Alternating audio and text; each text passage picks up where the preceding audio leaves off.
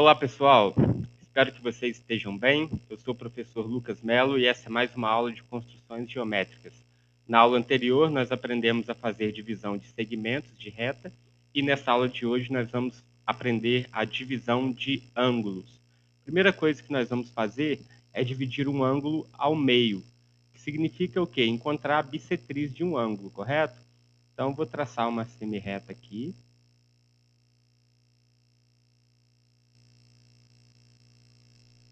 Vou traçar uma outra semirreta e vai ter uma determinada angulação entre essas duas semirretas. Vou deixar de exibir o rótulo de cada uma delas para não poluir a nossa construção. E vou deixar de exibir esse ponto C aqui também, porque ele vai atrapalhar a visualização da nossa construção e o ponto B vai nos auxiliar.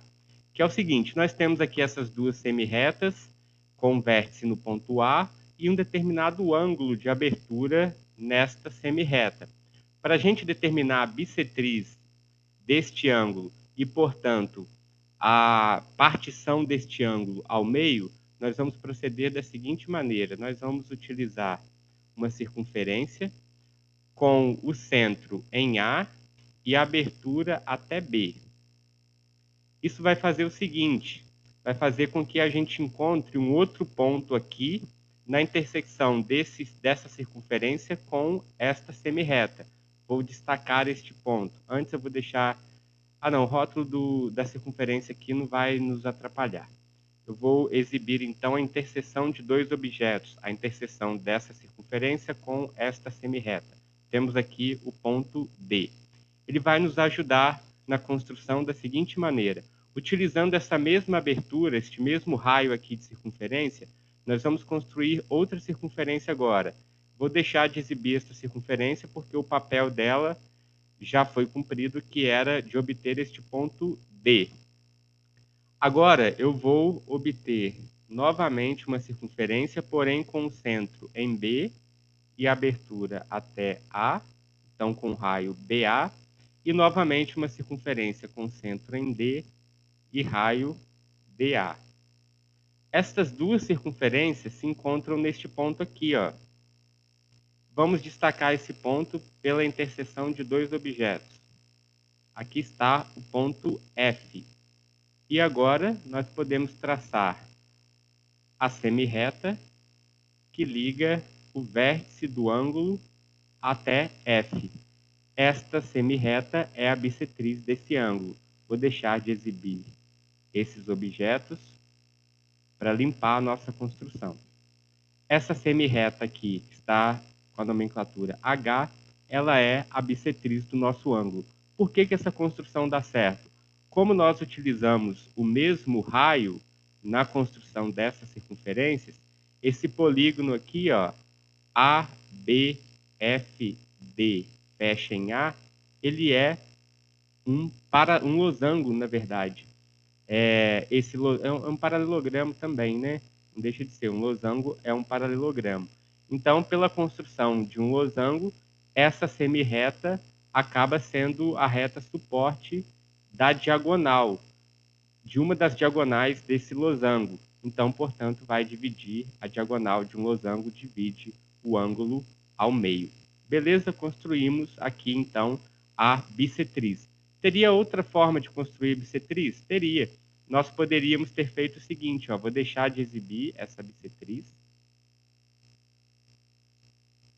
e vou construir a mediatriz deste segmento, BD. Como estes dois pontos aqui, B e D, são equidistantes do vértice, nós temos esses dois pontos aqui vão dar suporte para a construção da nossa bissetriz. Por quê? A bissetriz, se a gente lembrar, ela é um lugar geométrico dos pontos que são equidistantes das duas retas que formam o ângulo. Qualquer ponto que a gente pegar sobre a bissetriz, este ponto é equidistante das duas retas. Então, construindo aqui a mediatriz deste segmento BD, esta reta também vai coincidir com a bissetriz. Beleza? Para ilustrar isso que eu acabei de falar, de que a bissetriz, os pontos sobre a bissetriz são equidistantes das retas que formam o ângulo, vou formar aqui duas retas perpendiculares às retas que formam o ângulo, e a gente vai visualizar que estes segmentos eles têm o mesmo tamanho. Vou destacar aqui a interseção dos objetos desta reta com essa reta que forma o ângulo e desta reta com esta reta que forma o ângulo. Agora eu vou deixar de exibir essas retas para traçar os segmentos, e o segmento FG tem o mesmo tamanho do segmento FH. Portanto, o ponto F, que está sobre a bissetriz, ele é equidistante das duas retas que formam o ângulo. Para a gente verificar que esses tamanhos são os mesmos, L e M, basta olhar aqui, ó, L mede 3,34 e M também mede 3,34. Ok? Beleza, vamos para uma nova construção então, porque nessa construção nós conhecíamos o vértice do ângulo. Mas se nós tivermos duas retas concorrentes, mas não soubermos o ponto onde elas concorrem, também é possível encontrar a bissetriz. Vou abrir um novo arquivo aqui. Vamos fazer essa construção então.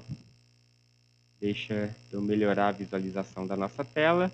Ok, vou traçar dois segmentos para a gente observar o que a gente quer construir. Esses dois segmentos aqui, se a gente prolongasse esses segmentos, as retas suportes desses segmentos se encontrariam, beleza? É só a gente prolongar aqui visualmente, a gente consegue ver que por um ponto por aqui, assim, ó, essas retas iriam se encontrar. Mas a gente não conhece esse ponto. E na construção anterior, nós fizemos a construção baseada neste ponto no vértice do ângulo. Vamos ver como que a gente pode fazer essa construção sem conhecer o vértice. Para isso, nós vamos precisar de uma reta auxiliar. Essa reta vai ser a seguinte, ó.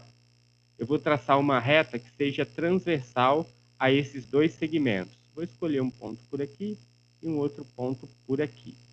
Beleza.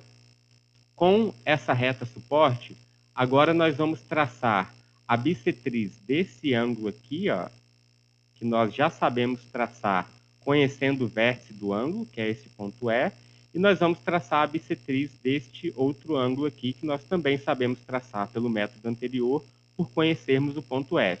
Eu vou utilizar os comandos do GeoGebra que vão nos auxiliar para ganhar tempo e já vou construir a bissetriz. Ó.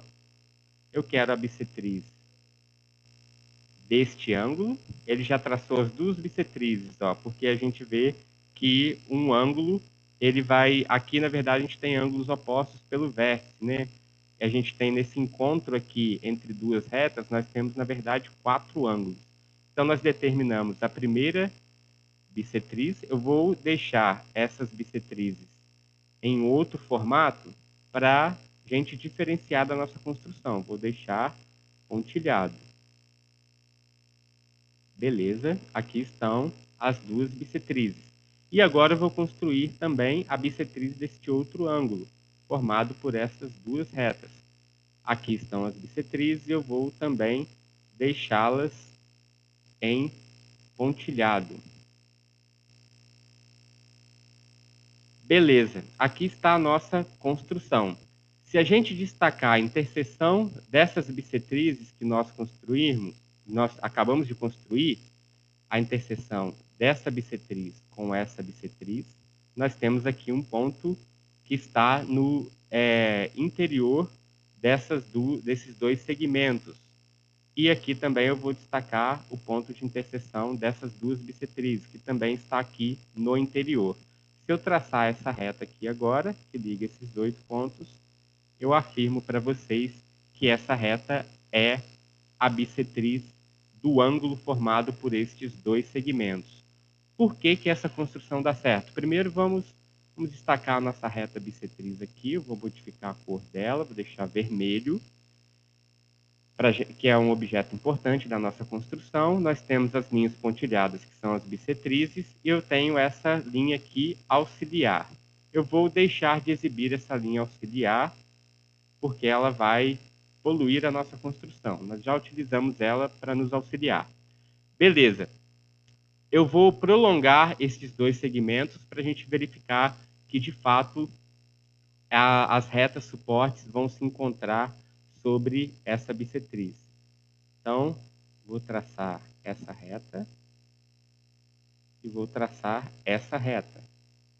E, de fato, elas se encontram num ponto que está sobre a bissetriz, e essa reta vermelha divide esse ângulo aqui ao meio. Por que que essa construção deu certo, pessoal? Essa construção deu certo pelo fato dos pontos G e H estarem simultaneamente nas bissetrizes desses dois ângulos que foram construídos com a nossa reta auxiliar, aquela que eu acabei de apagar, que ligava E a F.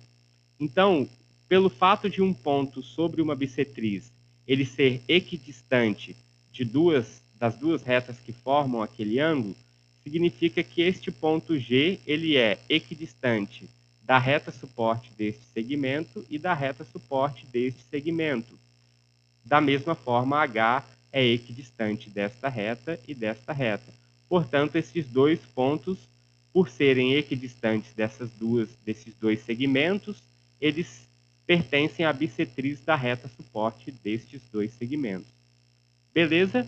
Então, essa construção é uma construção que é possível ser feita sem conhecer o vértice do ângulo.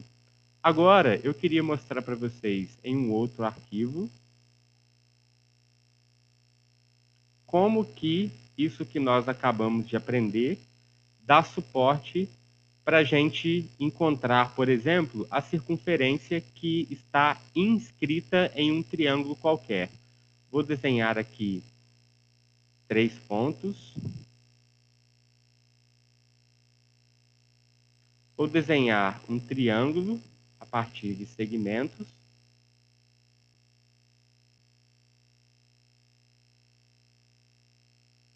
Eu tenho o triângulo ABC.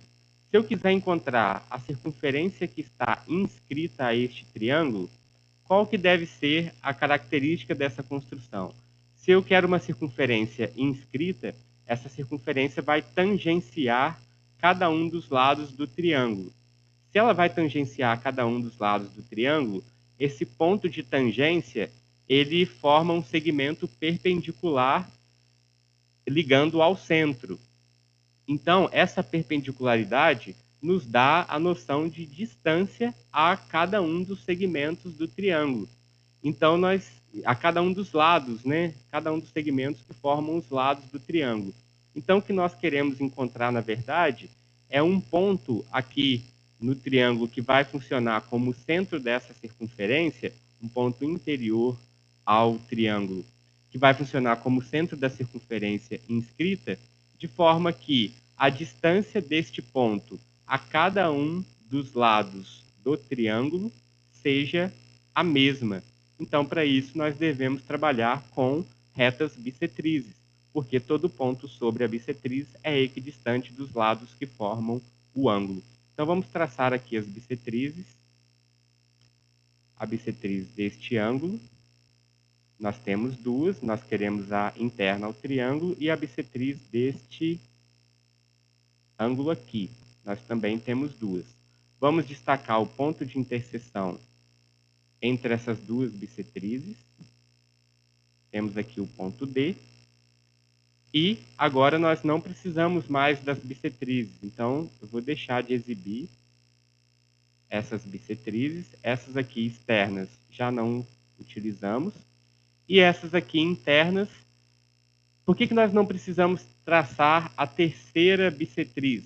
Porque nós sabemos que ela vai encontrar com o ponto D aqui também. Então, basta o encontro de duas bissetrizes, porque a terceira bissetriz também concorre aqui neste ponto D.